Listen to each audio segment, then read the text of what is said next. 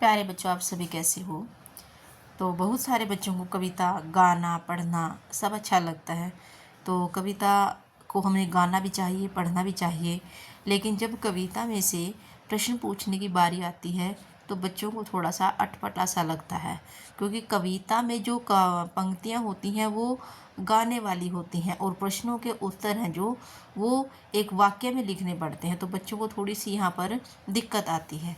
तो पहले हमें कविता को समझना है, समझने के बाद हमें उसमें से प्रश्नों का क्या उत्तर पूछा गया वो वाक्य हमने उसमें से बनाना है।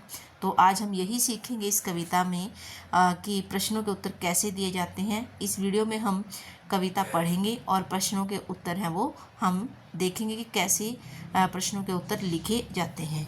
तो सभी ने पहले बच्चे कविता बड़े ध्यान से पढ़नी है, ठीक है। तो कविता को पढ़ने से क्या होता है, कविता हमें समझ में आ जाती है। तो देखते हैं कविता क्या है। कविता का नाम है नन्हा पौधा, ठीक है। साथ में पिक्चर भी दी गई है बड़ी ही अच्छे तरीके से। तो कविता को समझते रहना है धीरे धीरे। एक बीज था, गया बहुत ही गहराई में बोया, उसी बीज के अंतर में था नन्हा पौधा सोया। तो बीज है जो बहुत ज़मीन में गहराई तक चला गया था, जैसे ये वाला यहाँ पर बीज दिखाया गया है। तो ये बहुत नीचे गहराई में चला गया। तो उसी बीज के अंतर में, मतलब उस बीज के अंतर था जो एक नन्हा पौधा सोया, क्योंकि बीज से ही तो नन्हा पौधा बनता है, ठीक है। तो उस पौधे को मंद पवन ने आकर पास जगाया। अब यहाँ पर पवन आई मंद मंद और पौधे को जगाया, ठीक है। नन्ही नन्ही बूंदों ने फिर उस पर जल बरसाया। पवन ने उसको उठाया और जैसे ही बारिश आई उसने पानी बरसा दिया, ठीक है। उसके बाद सूरज बोला, पौधे को सूरज बोला, प्यारे पौधे निद्रा दूर भगाओ। निद्रा मतलब नींद।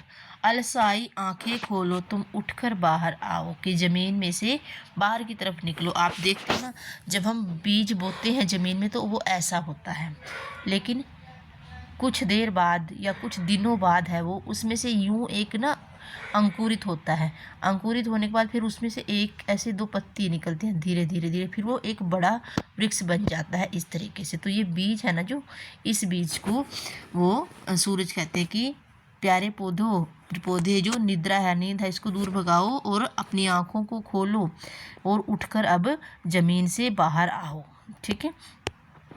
आंख खोलकर नन्हे पौधे ने तब ली अंगड़ाई। तो नन्हा पौधा था, जो पौधा बन रहा था, उसने आंख खोली और वो उसने अंगड़ाई ली। एक अनोखी नई शक्ति सी उसके तन में आई। नींद छोड़कर आलस्य त्याग कर पौधा बाहर आया। अब ये देखो पौधा है जो वो बाहर आने लग गया।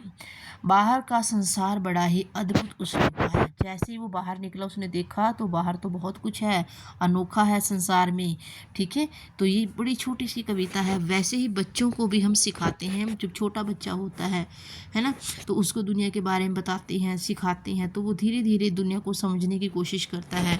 और फिर वो वैसे ही बिल्कुल पौधे को भी बताया गया है कि तुम बाहर निकलो, निद्रा को छोड़ो और बाहर की दुनिया है जो उसको देखो, ठीक है। तो बड़ी सुंदर सी कविता है, समझ में आई होगी। उसके बाद हम देखते हैं इसके प्रश्नों के उत्तर। इसके कवि का नाम है वेंकटेश चंद्र पांडे, ठीक है। तो ये देखो खुश हो गया ना पौधा बाहर आ करके। अब इसके प्रश्नों के उत्तर देखते हैं। आपके अनुसार निम्न में से कौन सा शीर्षक इस कविता का अन्य उचित शीर्षक हो सकता है। अब नन्हा पौधा तो उन्होंने लिखा हुआ है, तो हम कौन से पौधे को यहाँ पर बता सकते हैं। नया पौधा, प्यारा पौधा, नन्हा पौधा, सोया पौधा, ये भी हम लगा सकते हैं, सोया, ठीक है। तो पौधे को किसने जगाया, पौधे को किसने जगाया भाई, सूरज ने, ठीक है। पौधे को किसने जगाया था, सूरज ने। अगर कविता में देखें तो एक बार कविता को ध्यान से देखो।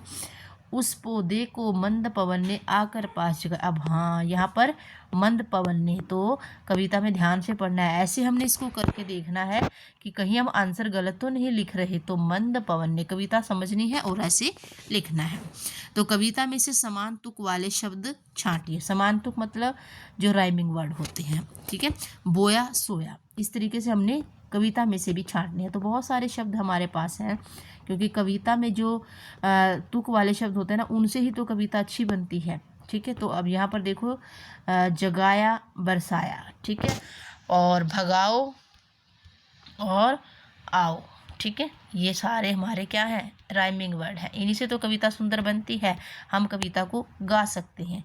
उसके बाद है अंगड़ाई आई और आया पाया, ये सारे हमारे तुक वाले शब्द हैं। ठीक है, तो इतने सारे हमने ढूंढ दिए हैं। आगे देखो बच्चे, अब यहाँ पर आपने लिख देने हैं, इन शब्दों को यहाँ पर लिखना है ढूंढ ढूंढ करके। ठीक है, उसके बाद देखो बच्चे, नन्हे पौधे ने बाहर का संसार कैसा पाया। तो हमने कविता में पढ़ा था कि नन्हे पौधे ने संसार कैसा पाया था, अद्भुत।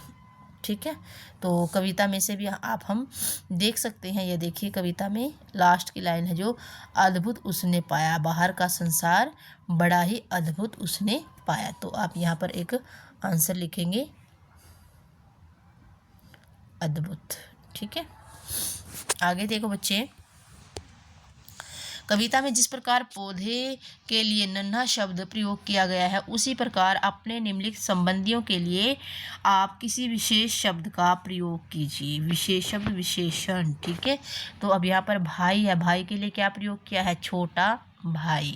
ठीक है, तो चाचा जी के लिए क्या करेंगे, आदरणीय चाचा जी। ठीक है, लिखते रहेंगे साथ में यहाँ पर, आदरणीय चाचा जी। और दीदी तो प्यारी दीदी। ठीक है, और मित्र प्रिय मित्र, बहन छोटी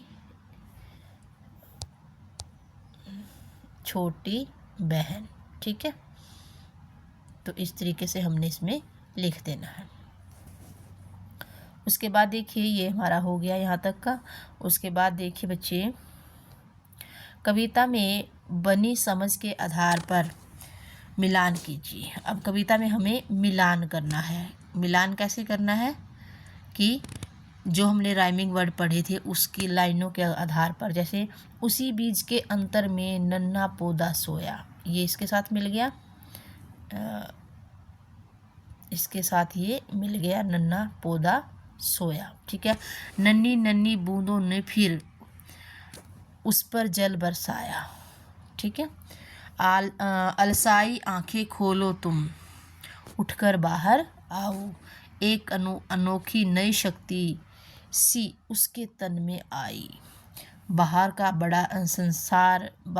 संसार बड़ा ही अद्भुत उसने पाया। तो ये हमने इसको मैच कर दिया। इस तरीके से आप इसको कविता में से मैच कर सकते हो। ठीक है, उसके बाद देखो बच्चे, सूर्य के लिए दिनकर, भास्कर, आदित्य, सूरज आदि शब्द प्रयुक्त होते हैं। ये सारे के सारे सूर्य के समानार्थी शब्द हैं। समानार्थी को ही हम पर्यायवाची शब्द बोलते हैं। तो नीचे दी गई पहेली में आसमान, बादल, पानी और आँख के समानार्थी शब्द दिए गए हैं। आप इनके दो दो समानार्थी शब्द ढूंढें और वाक्य भी बनाएं। तो ये पहेली है हमारे सामने, इसमें से हमने आसमान के,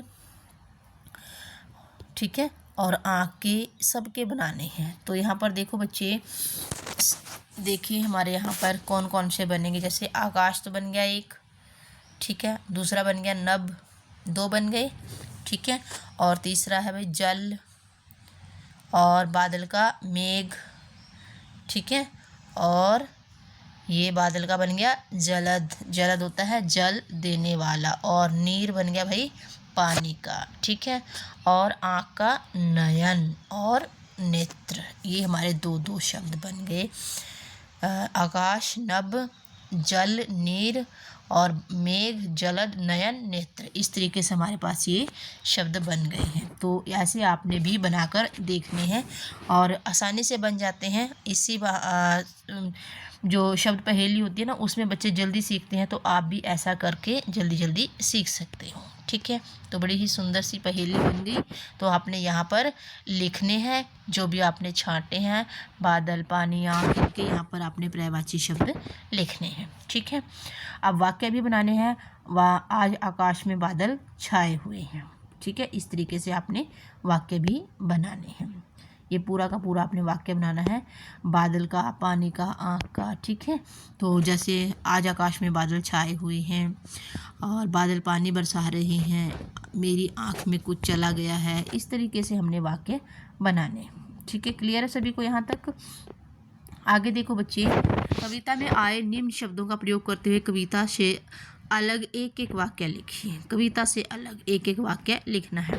पवन, आलस्य, अद्भुत, अंगड़ाई, शक्ति, ये इन्होंने हमें ना वाक्य दिए, शब्द दिए हैं, हमने इनका वाक्य बनाना है। तो पवन का क्या बन जाएगा, आज ठंडी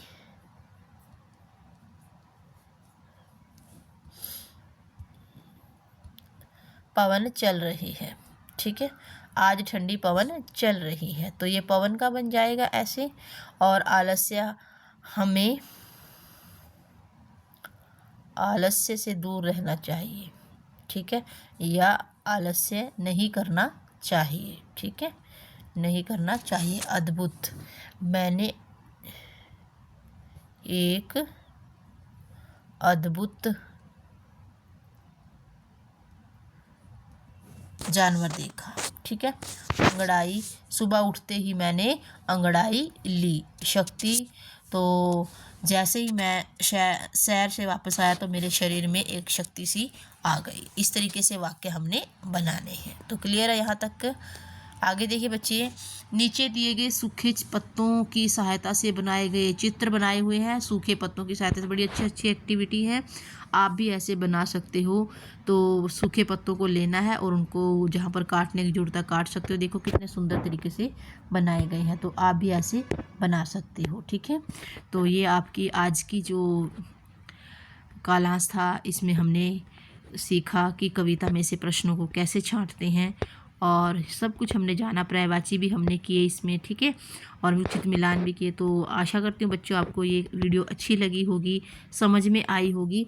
तो प्यारे बच्चों, इसको समझना है, करना है और ऐसे ही प्रैक्टिस करते रहना है। ठीक है, बड़े आसान तरीके से आपको ये समझ में आ जाएंगे। तो स्वस्थ रहें बच्चे, मस्त रहें और पढ़ने में व्यस्त रहें। इसी तरीके से वीडियो देखते रहें और आप आगे की ओर बढ़ते रहें। तो जहाँ समझ में ना आए बच्चे, वहाँ समझना है और पूछना है कि यहाँ से समझ में नहीं आया है।